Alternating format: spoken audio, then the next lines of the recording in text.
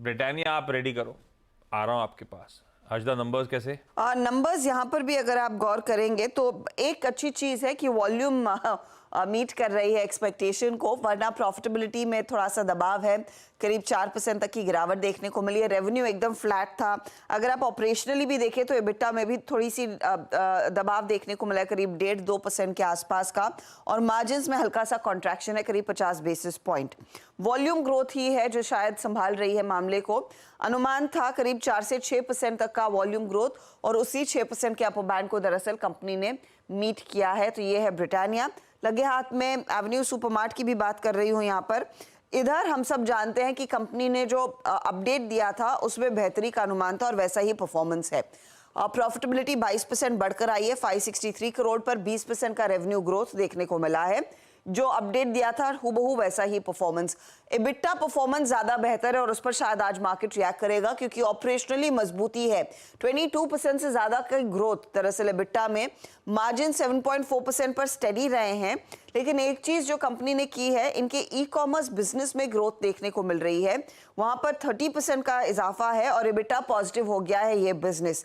Company कह रही है जनरल मर्चेंडाइज और एपरल बिजनेस में एक पिकअप देखने को मिल रहा है और कुछ पैरामीटर्स में प्री कोविड लेवल्स पर कंपनी पहुंचती हुई दिखाई दी है। उस लिहाज से नंबर्स अच्छे हैं।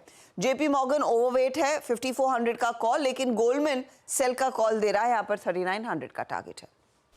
ओके, रखिए इन स्टॉक्स रडार पे। सतपुर साहब, ब्रिटानिया, अच्छा एवेन्यू सुपरमार्ट भी देख दीजिएगा। नंबर्स अच्छे ही हैं, सारा कुछ पता था अपने को जब क्वार्टरली अपडेट आया था। जो नहीं पता था वो ऑपरेशनल परफॉर्मेंस था, और इस तरह के एडिशनल स्टोर्स ऐड करने के बावजूद मार्जिन एक्सपैंड करती है, तो नंबर्स उसके अच्छे। ब्रिटानिया थके से हैं। कैसा लग रहा है चार्ट्स? आशीष जी, देखिए अगर ब्रिटानिया का चार्ट देखें ना, डेली चार्ट देखें, तो इसका ट्रेंड डेफिनेटली वीक है। अगर आज सपोर्ट की बात करें ब्रिटानिया, तो मुझे लगता है कि यहाँ पे जो सपोर्ट बनता है, मेजर सपोर्ट, क्योंकि ऑलरेडी हम देख रहे हैं कि काउंटर में वीकनेस है और ये lower top lower bottom formation है, तो ये अपनी इंपॉर्टेंट सपोर्ट के आसपास आ रहा है, वो जो करीबन 4630 का है। तो आज के लिए देखिए आशीष जी, मुझे लगता है 4630 एक ऑलमाइटी लेवल होगा। अगर ये लेवल टूटेगा तो नई लोअर साइड के टारगेट्स खुलेंगे, जिसके चांसेस थोड़े मुझे कम लगते हैं। ऑनेस्टली स्पीकिंग, मुझे लगता है कि 4600 4650 इस क्लस्टर को ब्रिटानिया रिस्पेक्ट देगा और प्रोबेबली आज पॉज होगा। वेराज अगर आप रेजिस्टेंस की बात करें तो 4900, तो आप पकड़ के चले 4600 से लेके 4900, ये मोटा मोटी इसकी रेंज है। आज देखना है कि ये रिएक्ट कैसे करता है, लेकिन 4900 के पार बड़ी तेजी होगी। लेकिन आपने जो एवेन्यू सुपरमार्ट का जिक्र किया, मुझे लगता है यहाँ पे एक स्विंग मिलेगा। 4610 के आसपास का परसों का क्लोज है।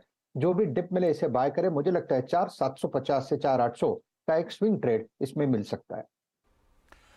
ओके, ये हो गया इन दोनों नतीजों पे चर्चा।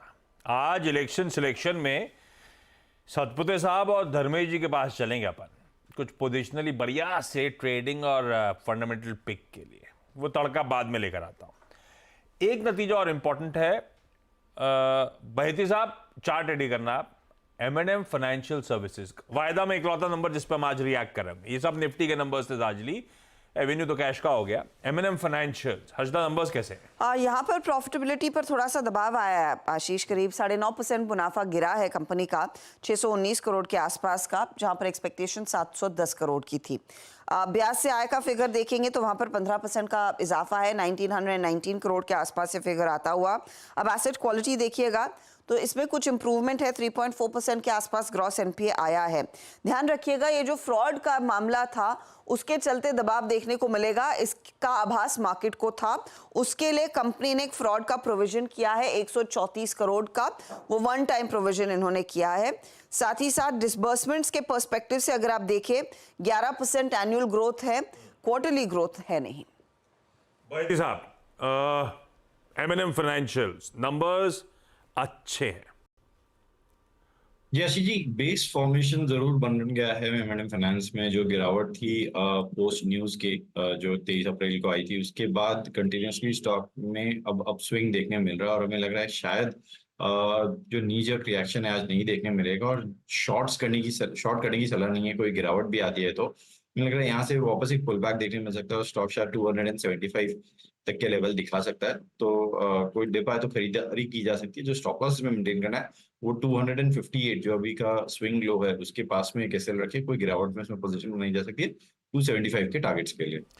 गिरावट में पोजीशन बनाई जा सकती है, बेस फॉर्मेशन हो रहा है, बाय ऑन डिप्स की स्ट्रैटेजी होगी M&M फाइनेंशियल्स पे। बाकी के कुछ इंपॉर्टेंट नंबर्स हर्षदा कैश के कई सारे नंबर्स हैं आशीष। पहले तो मैं फटाफट से फाइनेंशियल्स की बात कर लेती हूँ। आईडीबीआई और जेएनके बैंक। आईडीबीआई के केस में मुनाफा आया है 43% ऊपर, ब्याज से आय में करीब 12% तक की ग्रोथ है। एसेट क्वालिटी में सुधार देखने को मिला है। ग्रॉस एनपीए लेवल पर नेट एनपीए में कोई चेंज नहीं है। एडवांसेस 16% बढ़े हैं, डिपॉजिट्स में 8.5% का इजाफा। जेएनके बैंक के लिए भी एक अच्छा परफॉर्मेंस, 34% मुनाफा बढ़कर 638 करोड़ पर, ब्याज से आय में 5% का इजाफा। इसकी एसेट क्वालिटी भी करीब ग्रॉस एनपीए के फ्रंट पर 4% पर आ रही है, सुधार देखने को मिल रहा है। नेट एनपीए में भी सुधार है। डिपॉजिट्स एनुअली 10% बढ़े हैं और एडवांसेस में भी 14% तक का इजाफा देखने को मिला है। दोनों बैंक का परफॉर्मेंस अच्छा है। अब आते हैं गुड बैड अगली पर। गुड कैटेगरी में सबसे पहले कंसाई नेरोलैक आपके रेडार पर रहेगा।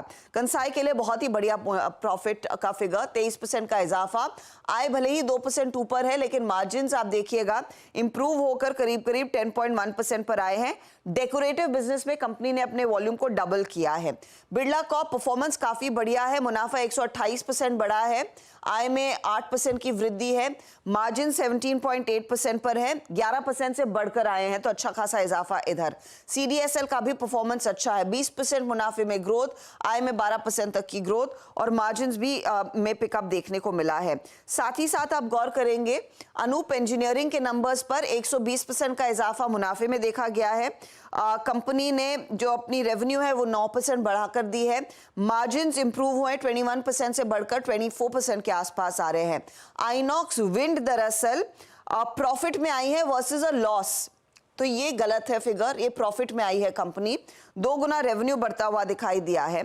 साथ ही साथ आप एमआरपीएल पर भी ध्यान देंगे क्योंकि क्वार्टर ऑन क्वार्टर आधार पर वहां पर मुनाफे में 3 गुना की ग्रोथ देखने को मिली है। परफॉर्मेंस अच्छा है। किसने निराश किया है? टाटा टेक्नोलॉजीज। प्रॉफिटेबिलिटी में करीब 7.5% तक की गिरावट देखने को मिली है। आय फ्लैट है, मार्जिन्स 19% पर स्टडी है, इंप्रूवमेंट नहीं देखने को मिला। आरती ड्रग्स मुनाफा आय के फ्रंट पर निराशाजनक परफॉर्मेंस। मार्जिन्स भी अगर आप देखें एक्सपैंड हुए हैं, लेकिन नहीं, मार्जिन्स कॉन्ट्रैक्ट हुए हैं, बेग योर पार्डन। यहाँ पर हमने देखा है मार्जिन्स में थोड़ा सा प्रेशर है। तत्व चिंतन का भी परफॉर्मेंस थोड़ा सा फीका रहा है, तो ये खराब कैटेगरी वाले नंबर्स हैं। हो गए भाई ये सारे इंपॉर्टेंट नतीजों पे चर्चा। रचना जी, ये पीएफसी और आरईसी का जरा चार्ट टटोल के रखिएगा, मैं आता हूं आपके पास। दरअसल थोड़ी सी दिक्कत वाली खबर है, हम लोग बिग स्टॉक डिस्कस कर रहे थे तब हल्का सा हिंट दिया था। हर्षदा से पूरी अपडेट जान लेते हैं। हर्षदा, क्या अपडेट्स हैं भाई? आरबीआई ने बेसिकली यहाँ पर कुछ गाइडलाइंस निकाली हैं आशीष।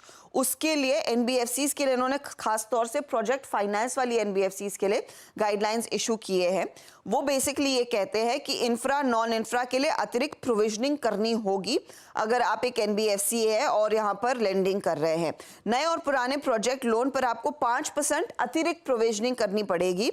अतिरिक्त प्रोविजनिंग से यहाँ पर इसको सीधा मुनाफे से जोड़कर देखा जाएगा। अब इसका सीधा इम्पैक्ट जो आईएफएल की रिपोर्ट कहती है वो आरईसी, इरेडा, पीएफसी जैसी कंपनियों पर आता हुआ दिखाई देगा।